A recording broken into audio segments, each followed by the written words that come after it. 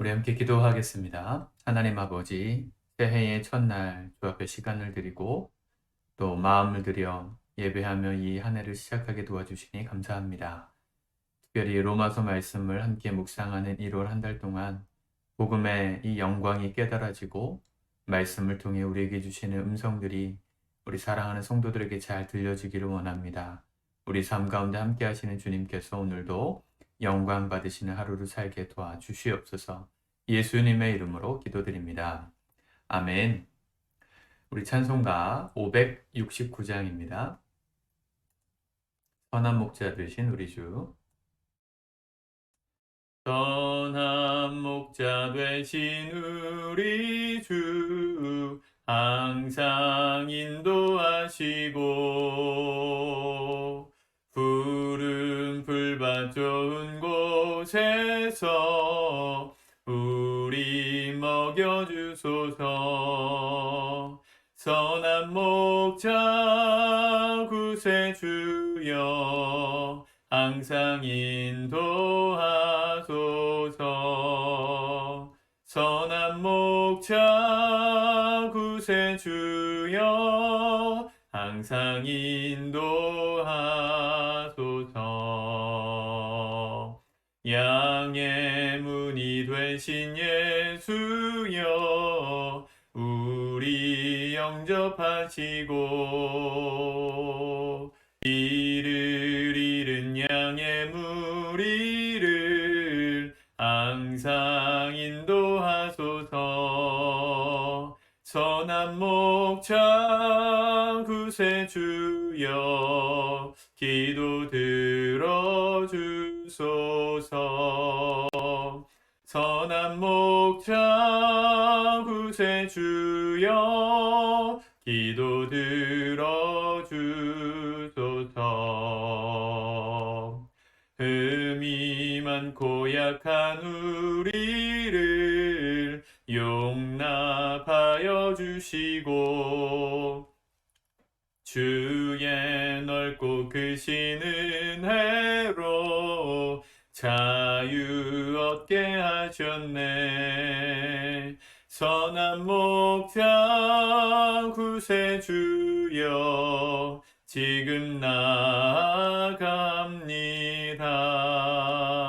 선한 목자 구세주여, 지금 나아갑니다. 일찍 주의 뜻을 따라서 살아가게 하시고 주의 크신 사랑 베푸사 따라가게 하소서. 선한 목자 구세주여, 항상 인도하소서. 선한 목자 구세주여, 항상 인도하소서.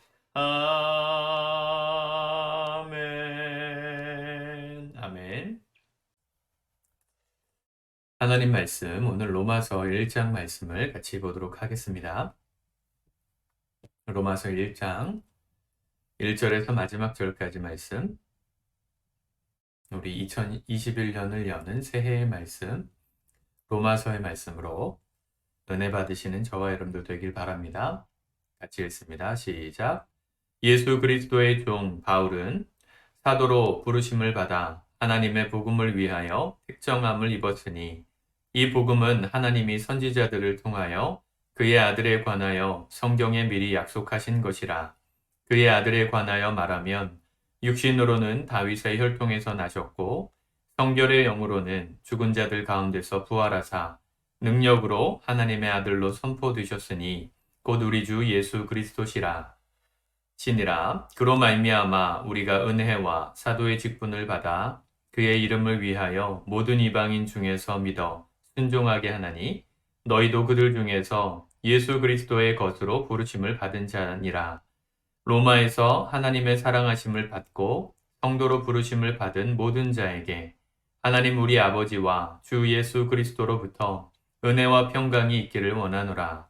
먼저 내가 예수 그리스도로 말미암아 너희 모든 사람에 관하여 내 하나님께 감사함은 너희 믿음이 온 세상에 전파됨이로라. 내가 그의 아들의 복음 안에서 내 심령으로 섬기는 하나님이 나의 증인이 되시거니와 항상 내 기도에 쉬지 않고 너희를 말하며 어떻게 하든지 이제 하나님의 뜻 안에서 너희에게로 나아갈 좋은 길 얻기를 구하노라.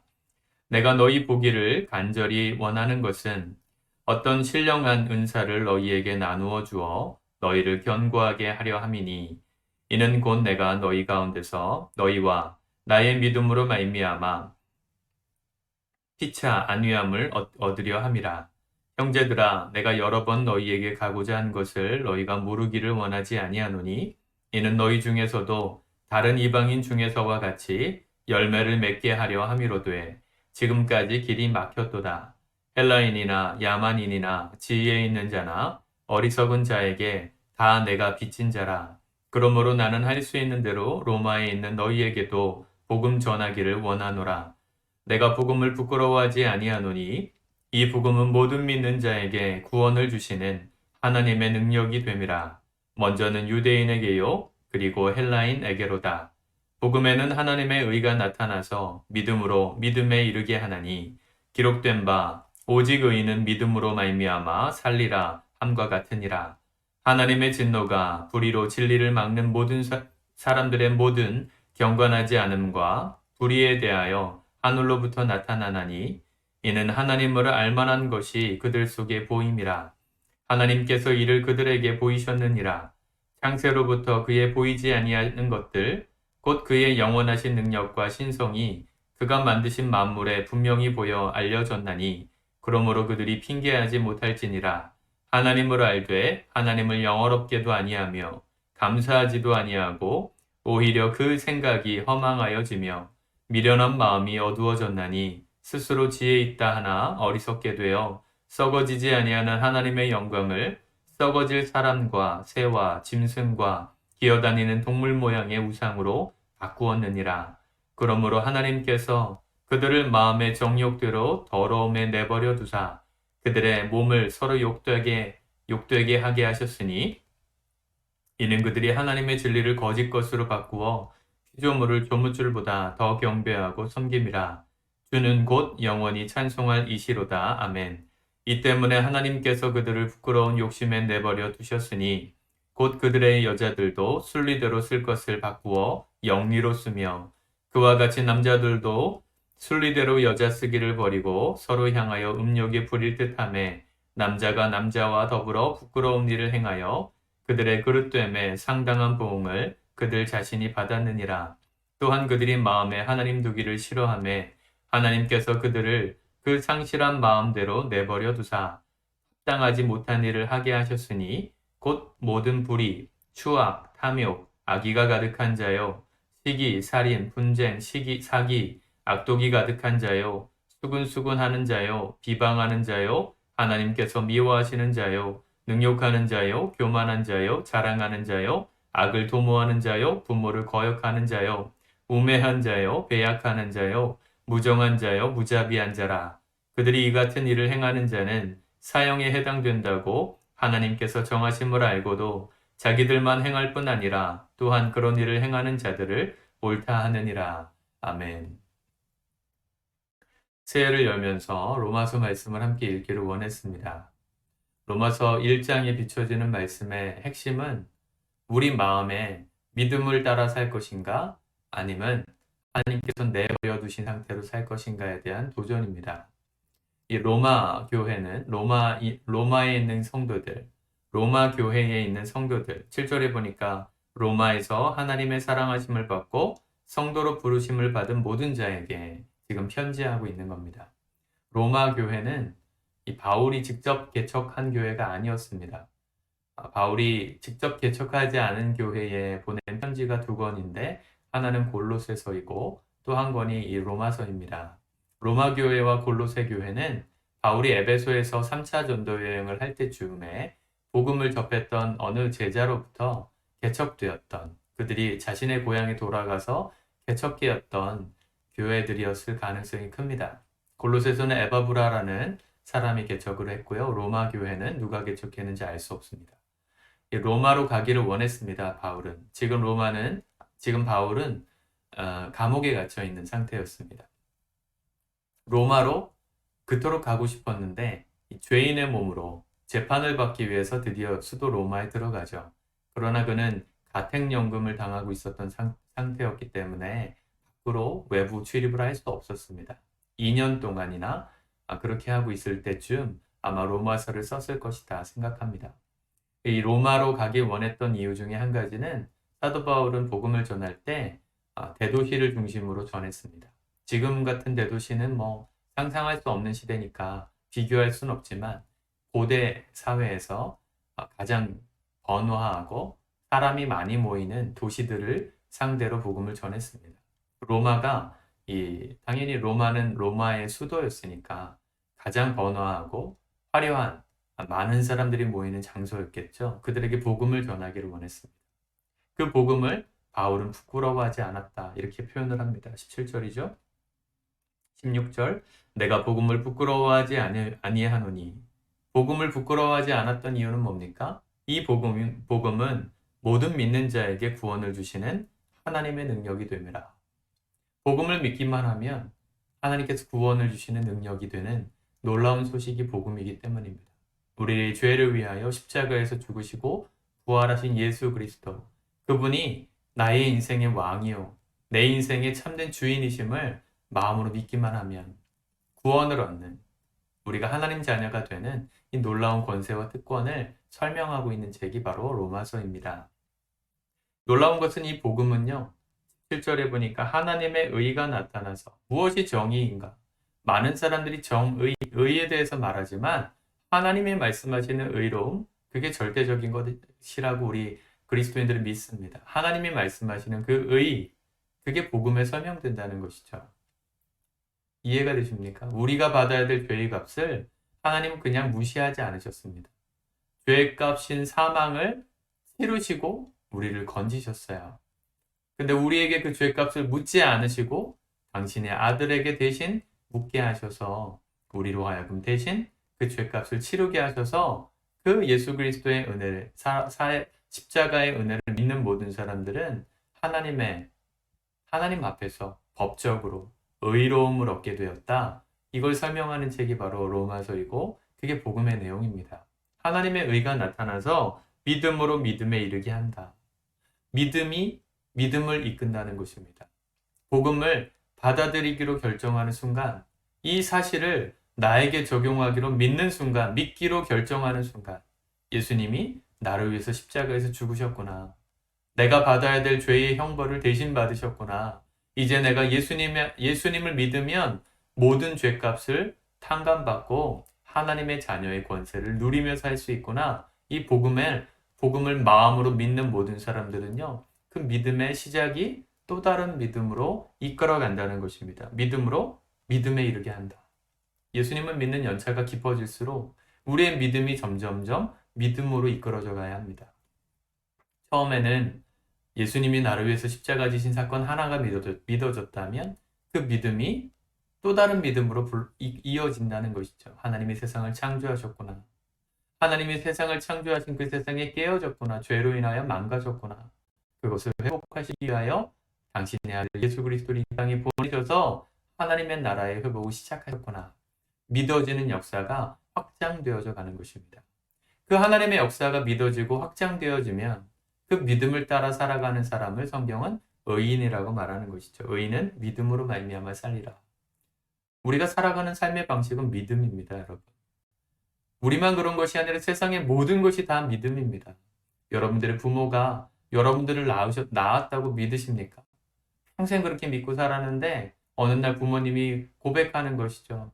사실은 내가 너를 낳지 않고 입양해서 키운 거야. 라고 말한다면 얼마나 큰 충격이겠어. 믿어지시겠어요? 사람들은 이렇게 내가 믿고 있는 것을 붙들고 삽니다. 진화론을 믿는 사람은 하나님이 없다라고 믿고 있고요. 하나님이 없다라고 믿기 때문에 세상을 내가 원하는 대로 사는 게 맞다고 생각합니다.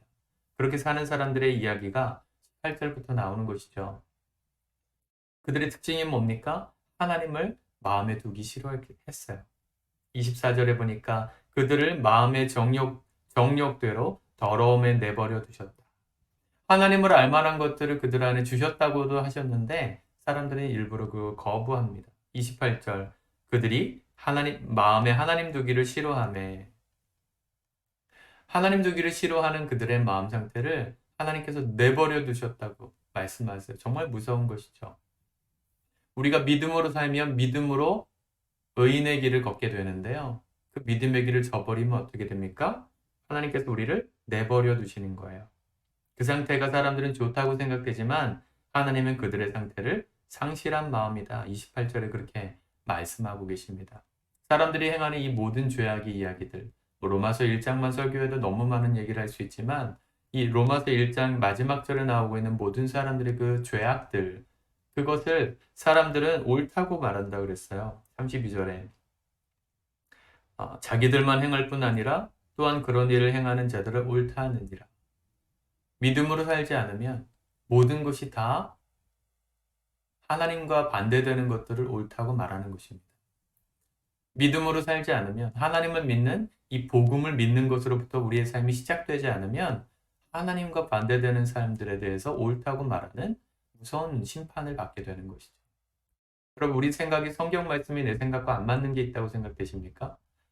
선택은 여러분들이 하시는 것이지만 내가 하나님께서 말씀하신 것과 내가 생각하는 옳음의 기준이 다르다면 생각하고 고민하셔야 합니다. 정말 누가 맞는가? 하나님의 이 성경 말씀을 사람이 쓴 책이고 하나님은 안 계시고 하나님은 세상을 창조한 게 아니고 우연히 세상이 존재한 거고 라고 믿는 사람들에겐 성경이 말하는 하나님의 정의가 절대 정의가 될 수 없겠죠. 본인들이 말하는 정의가 정의라고 생각할 겁니다.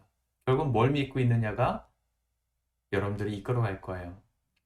사람들은 하나님을 안 믿으면 믿음은 필요 없다라고 말하지만 사실은 하나님을 안 믿는다고 믿음이 없는 게 아니고요. 하나님을 믿지 않는 그 믿음을 다른 내 생각을 붙들고 내 생각을 믿는 믿음으로 쓰고 있다는 것을 깨달으셔야 합니다. 세상이 말하는 사람들이 옳다 하는 걸 믿고 있는 거예요. 그 믿음이 우리의 인생을 이끌어갑니다. 여러분 뭘 믿고 사시겠습니까? 선택은 오늘도 저와 여러분들에게 주신 하나님의 선택이에요. 주님께서 우리에게 선택지를 항상 주세요. 주님은 인격적이신 분이시기 때문이죠. 주님께서 우리에게 선택지를 주시는 이유는 우리를 테스트하기 위함이 아니라 올바른 길을 다시 찾아오기를 원하시는, 그래서 내가 선택한 것이 정말 맞았구나, 하나님께서 기뻐하시는 걸 선택했더니 이 길이 정말 하나님이 살아계심을 확인할 수 있는 길이었구나, 믿음의 길이었구나, 그걸 발견하는 기쁨을 누리기를 원하시기 때문에 우리에게 선택지를 주시는 겁니다. 사랑하는 성도 여러분, 뭘 믿고 사시겠습니까? 하나님 말씀하시는 삶에 축복을 믿고 사시겠습니까? 아니면 그 하나님 안 믿고 내가 생각하는 게 옳다고 여기면서 사시겠습니까? 여러분들이 생각하는 여러분 스스로에 대한 이미지, 세상에 대한 판단, 우리 가정에 대한 생각, 그게 옳다고 생각하시는 걸 믿는다면 그대로 살 거예요. 불행한 인생을 살 거고 여전히 나는 우울한 인생을 살 수밖에 없다고 탓하겠지만 그 모든 상황들을 회복시키기 위하여 아들 예수 그리스도를 이 땅에 보내신 이 놀라운 복음의 소식을 믿기로 결정하는 순간 그 믿음이 우리를 하나님 앞으로 이끌어갈 것입니다. 2021년에 우리가 믿음의 사람들로 세워져 가기를 축복합니다. 하나님께서 우리의 삶에 이 믿음을 굳게 하셔서, 여러분 우리가 믿음을 굳게 해주시는 건 하나님의 역사지만 마음을 열고 그분이 내 안에 역사하시도록 그분을 초대하는 건 내가 할 역할이에요. 주님 우리 문 밖에서 두드리고 계신다고 송구영신 때 말씀을 드렸죠. 마음문을 열고 그분이 내 안에 거하셔서 믿음의 역사를 이루어 가시도록 허용하고 문을 여는 것은 우리가 해야 될 일입니다. 마음의 문을 활짝 열고 2021년 한 해 가운데 주님이 우리의 삶에 역사하시는 그 놀라운 현장들을 믿음으로 경험하리라. 오늘 첫날 결심하시고 그렇게 살아가는 우리 1년이 될 수 있기를, 한 해가 될 수 있기를 주님의 이름으로 축복합니다. 기도하겠습니다. 사랑의 주님, 오늘도 말씀을 붙들고 새 희망을 찾습니다. 무엇을 믿을 것인가? 우리에게 도전하시는 하나님의 말씀 앞에 우리가 지혜롭게 하나님을 선택할 수 있는 하나님, 복받은 자들이 되게 도와주시옵소서. 내 생각과 하나님의 생각이 다르다고 여긴다면 무엇을 선택해야 될지 현명하게 판단할 수 있는 지혜가 우리 사랑하는 성도들에게 있기를 원합니다. 하나님의 말씀을 믿기로 결정하는 모든 성도들의 삶을 믿음으로 이끌어 주셔서 더 큰 믿음의 삶으로 초대해 주셔서 하나님을 부인할 수 없는 인생, 주님이 직접 역사하시고 개입하시고 나타나시는 인생, 주의 영광을 보는 인생들로 다 자라갈 수 있게 도와주시옵소서. 예수님의 이름으로 감사하며 기도드립니다. 아멘.